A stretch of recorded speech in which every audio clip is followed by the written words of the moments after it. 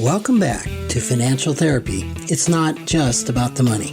I'm personal financial planner, columnist, and financial therapist Rick Kahler. Research tells us that 90% of all financial decisions are made emotionally, not logically. For nearly 4 decades, I've been helping people make better money decisions. So what makes my financial worldview different from most financial experts? I blend the nuts and bolts of financial advice with the emotions that drive making them. Good money decisions are not just about the money. So let's get started with today's episode. Welcome back to another edition, and I am so excited to have a guest, which I normally don't have guests with me, but I have only really special guests. But this is a really special guest, Sonya Britt-Lutter, who I think is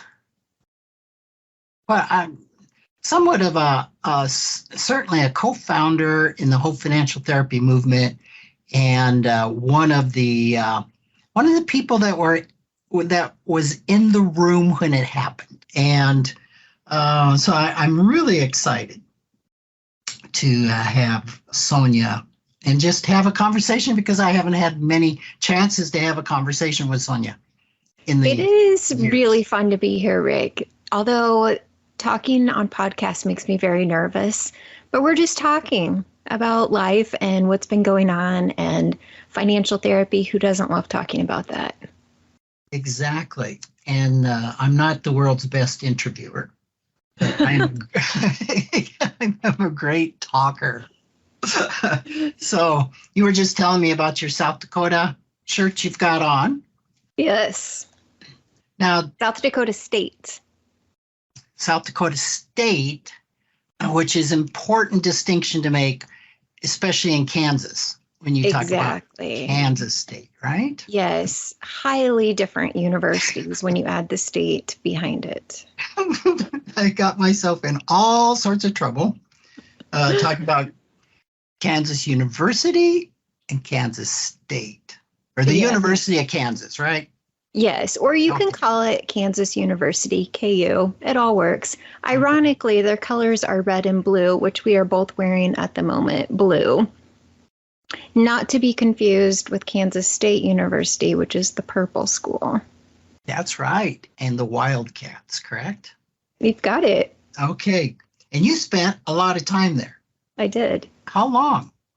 12 years. Wow. As an employee. Much longer as a student. And yeah, it was a long and windy road, I suppose. Well, let's go all the way to the beginning, shall we? Yeah.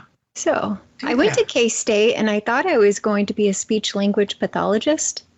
So I thought I was going to specifically be a teacher of hearing impaired children.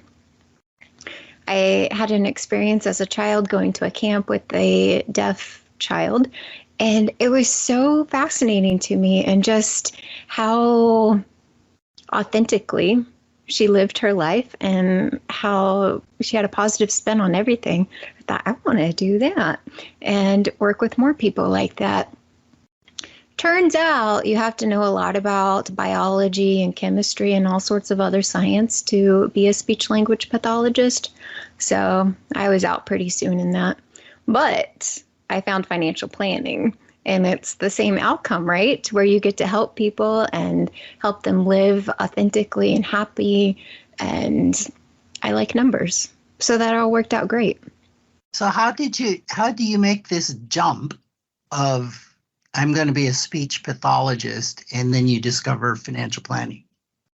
Believe it or not, those two programs were located in the same building, the same academic building. So I would walk by bulletin boards. This was the old days when there was the paper bulletin boards. And it was advertising financial planning, and how if you liked helping people and you liked numbers, this was a major for you.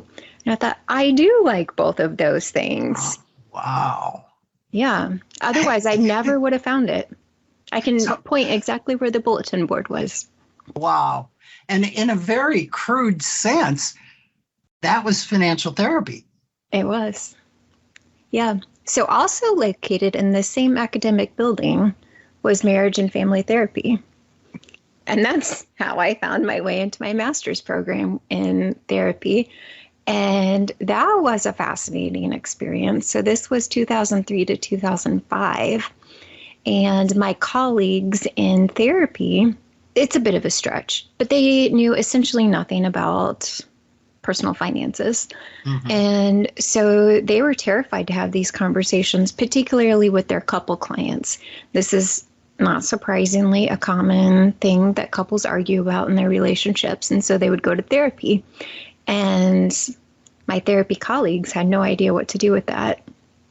Simultaneously, I'm hearing from the people that I graduated with in financial planning who are now out there as financial planners, and them talking about their experiences of their couples arguing or crying in front of them in the office, and they're just at a loss in terms of not knowing what to do. And one of them even went so far as to say he shuts down the meeting and just reschedules it if the clients start getting emotional. Oh, wow. I mean, this was a long time ago. I think we've progressed a lot since then, but it was really eye-opening for me to realize how big of a disconnect there was between financial planning and therapy. So that brings us back to the formation of the Financial Therapy Association. So I just want to be clear. So you got into the financial planning program first. Yep. Was that at that time, was that an undergrad program then? It was an undergraduate degree program. Okay. Yeah, one of the first. And because maybe there was no master's at that time. We had just, at Kansas State, had just started the master's program, I think, the year that I started my undergrad program. So yes, it was all very new, all happening right at the same time. And so then when you graduated from that, you went into the MFT program? Yeah, that's right. Okay. And when did you get into the MFT program? 2003. 2003. So you did your financial planning before that, 2003 to 2005, you're in the MFT program. Yep. And then I worked in the real world for a while, and then I went back to school at Texas Tech. Okay. Yeah. So I'm connecting some dots for myself because I forget exactly when it is I started working on the book Conscious Finance. I think it was probably 2005, 2006, sometimes in there.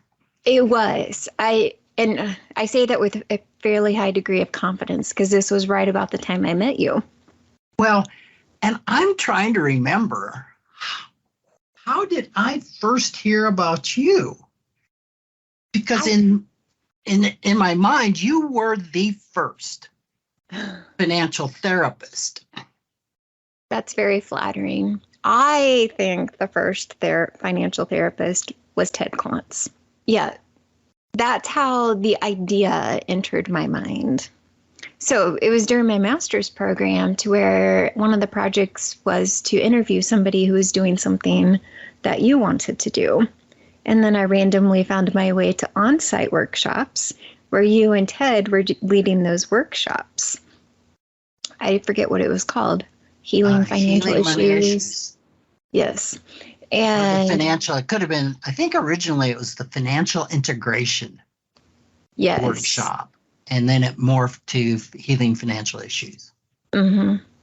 Yep. So that's how I found my way to Ted and learning how he worked with you to incorporate some of those financial elements into an experiential therapy experience. And that was so fascinating to me. So then that's when we met, was it there in Nashville at one of those workshops. So when I think of you as one of the first financial therapists, I put the context around that in that you had formal education in financial planning and you had formal education in therapy, right? Yeah, I was probably one of the first, or I might have been the first to have that. And that is my point in that Ted was one of the very first mental health practitioners to wade into the area of financial therapy and putting that together, as I was one of the very first financial planners that waded into the realm of therapy, right? But I didn't have formal training I didn't have a master's in mental health counseling or marriage and family therapy. Ted didn't have any training in financial planning. So if you put the two of us together, you get a Sonya. I used to, well, I was going to say a whole brain, which is a Sonya. Yep. And that was what was so fascinating to me. I remember seeing your name somewhere and that you had those designations of it was like, oh my God, there's somebody that's got everything.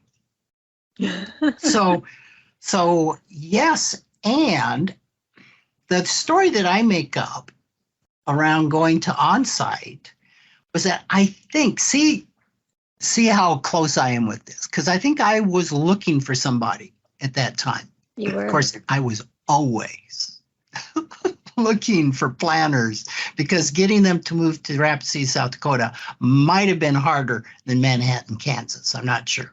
At least people think there's more snow in Rapid City, South Dakota. Yeah. You need to work on your messaging a little bit better. Yeah. Well, fortunately now we're virtual, so that's not an issue anymore. But Storybook Land, that's a really fun hidden secret of Rapid City. Yeah. Storybook Island. Storybook Island, yes. Yep. Right. Yes. And it's still there, going strong. So I thought, oh, good. I'm looking for somebody. You're going to onsite. We can do a whole week interview, which we did. And so you mentioned yesterday the taxi cab ride back. That must have been expensive, because it seemed like we were in a car, not a van. I think we were in a car, but now I'm starting to reflect back. Was it a taxi, or did somebody just volunteer to take us? I don't remember, but because we both remember the ride, the conversation, and it was, as I remember it, it was in that conversation that we had done Money Egg and the Money Atom and the 3 questions and everything that would be great to do when somebody's in transition and wondering what to do. And what I tell people is that I did such a good job in co-facilitating the workshop that helped you get really clear that you didn't want to work for me.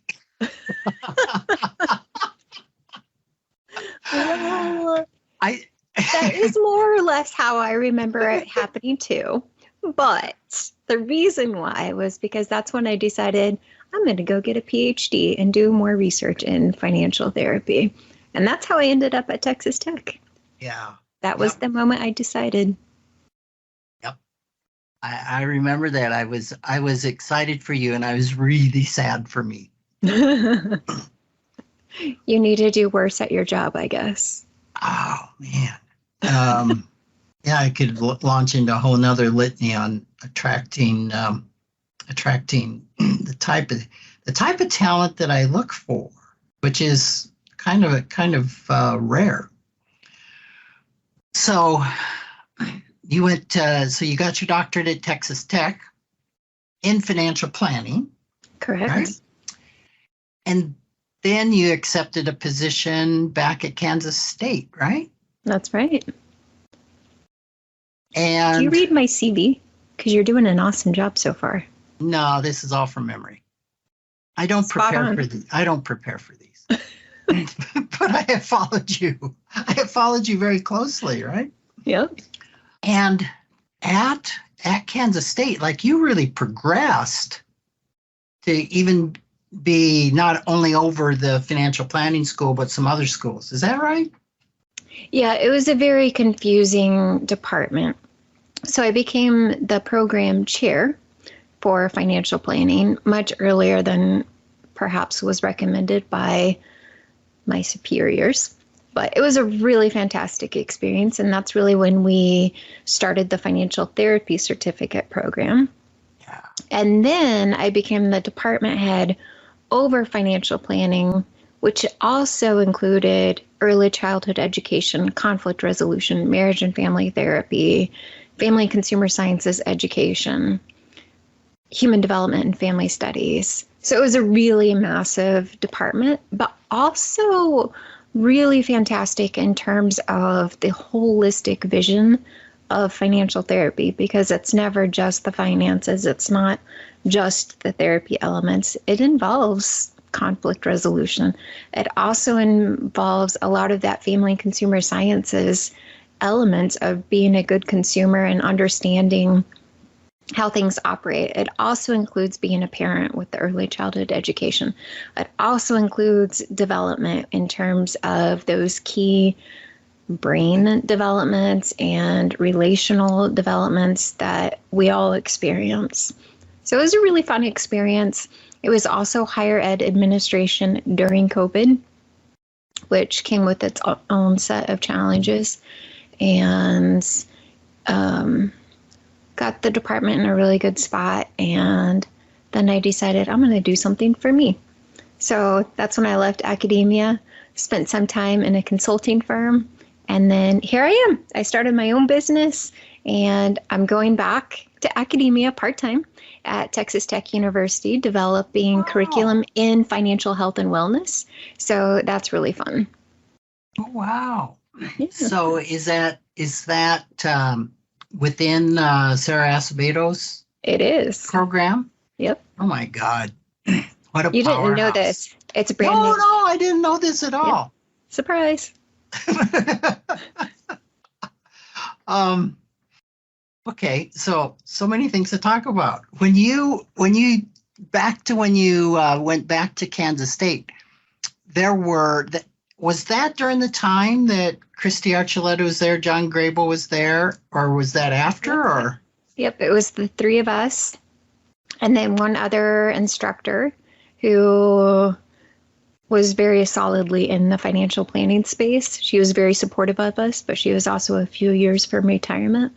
So she just let the three of us do our thing, and we decided to form the Financial Therapy Association.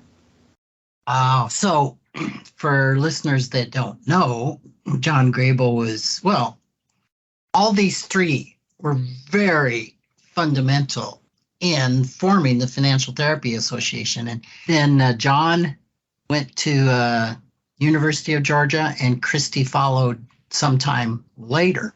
Mm-hmm. But that decision to look at forming a Financial Therapy Association, I think that meeting was in 2009, if I remember right. 2008. Yep. And that was the first one in California. In San Diego? Was that the right place? I don't or? Remember what city. It's one of the Sands, right? San Francisco, San Diego. I don't know. some place out there. Santa Rosa. And the discussion was, does this financial therapy thing have any legs? Yeah.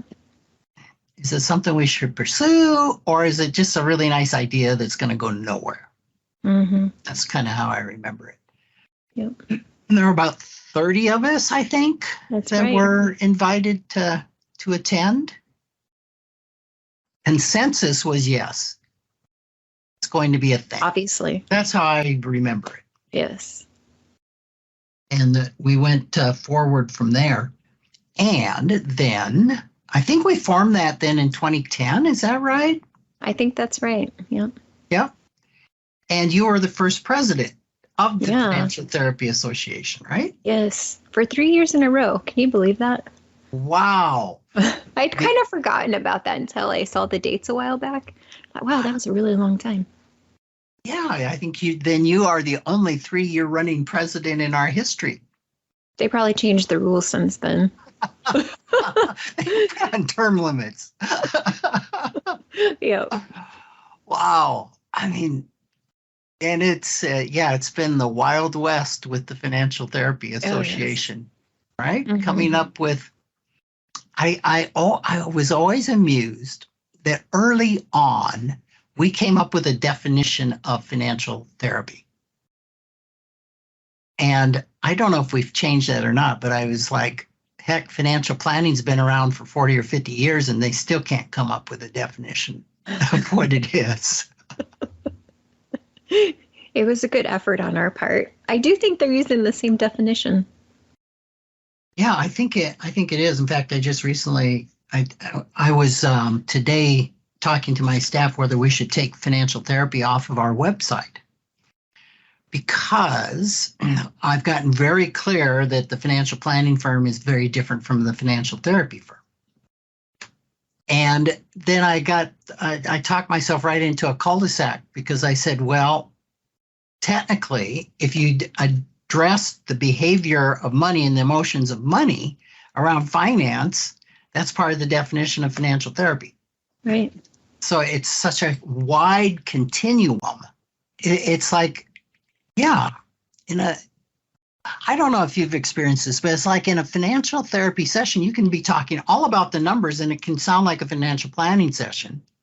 And then it can go to the other extreme of sounding like a total therapy session, and then everything in between. Absolutely. Yeah. I mean, that's spot on, right? It's always a continuum. And during an hour-long time, you could go from one extreme to the next. Between 1 month to the next month, you could go across the continuum. And yeah, so I think that's one of the challenging parts about the Financial Therapy Association, is getting really clear in terms of, do you want to be on one end or the other? Or do you want to remain flexible in terms of that continuum? I think that's been just a real bugger in trying to define what is financial therapy, who is a financial therapist. No, in my original thinking, I was never a financial therapist because I didn't have a master's in any type of mental health. Just as I would say, any mental health provider that didn't have a CFP or didn't have an undergrad or a master's in financial planning also wasn't a financial therapist. That's why, like, someone like yourself is, to me, the gold standard of being a financial therapist. I'm going to hire you as my marketing team. Gold stars. Well, what can I say? Now the Financial Therapy Association has gone away from, which was my original view. I would say I did financial therapy, but only in conjunction with a mental health provider. That together we had both brains in the room, or both halves, so we had a full brain. And so they've gone away from needing both of those disciplines. So that's... Yeah. You know, I've been doing a lot of thinking about this, particularly as the CFP board has come out with the psychology of financial planning, and looking at what those words mean and how are they similar and how are they different. So psychology means the ology, study of the mind, and particularly as it relates to your behaviors and emotions. Therapy, thera, means to treat. And so it is different. Therapy, financial therapy, implies that you are there to treat something. Can a financial planner treat? Probably not, unless you're on that continuum. Are you treating conflict in a situation? Psychology merely implies that you recognize what's going on and that you know how to make a recommendation for treatment. And so I do think that they are very different things, and you could still be on a continuum of that, right? Like, how deep do you study financial planning of the mind and emotions, and how much do you treat? We can all put a Band-Aid on, but we're not all going to suture up some big issue. So definitely still a continuum with both things, but I think we're talking about different things when we're talking psychology of financial planning and financial therapy. It's fascinating.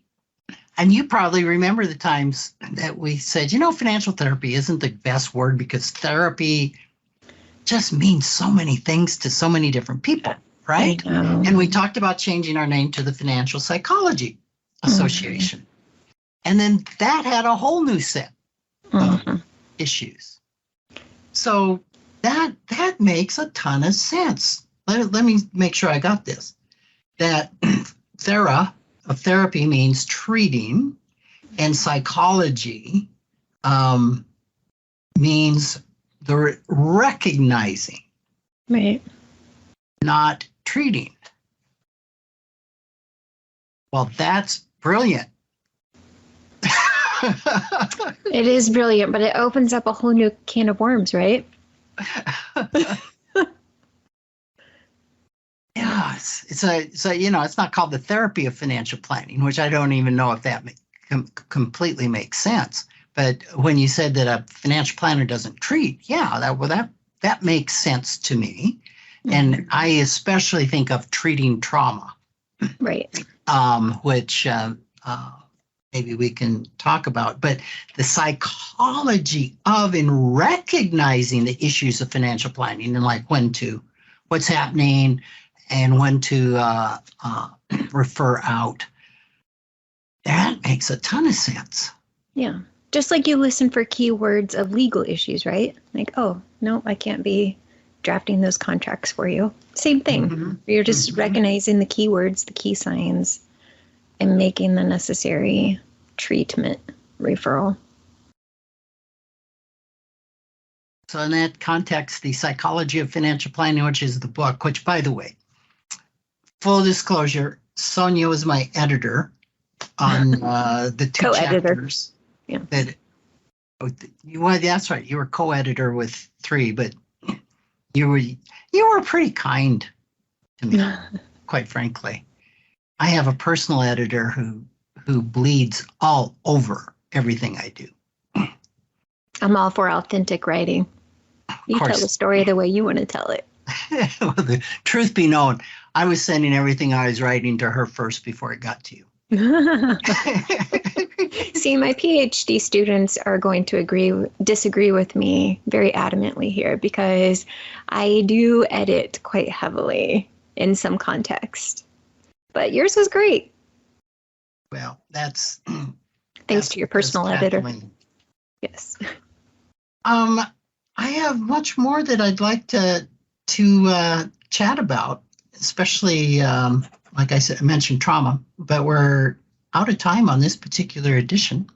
So I think we'll just continue the conversation for next week. Great. Thanks, Rick. Yeah, thank you so much for being here. And we will see you next week when we continue the conversation with Sonya. Thanks for joining me, Rick Kahler, for another episode of Financial Therapy. It's not just about the money. This is where I combine the nuts and bolts of financial advice with the emotions that drive making them. Remember, every financial behavior, whether it appears illogical to you or others, makes perfect sense when we understand the underlying beliefs, feelings, and thoughts. Sign up for my weekly blog at financialawakenings.com. I hope you'll join me again for our next episode.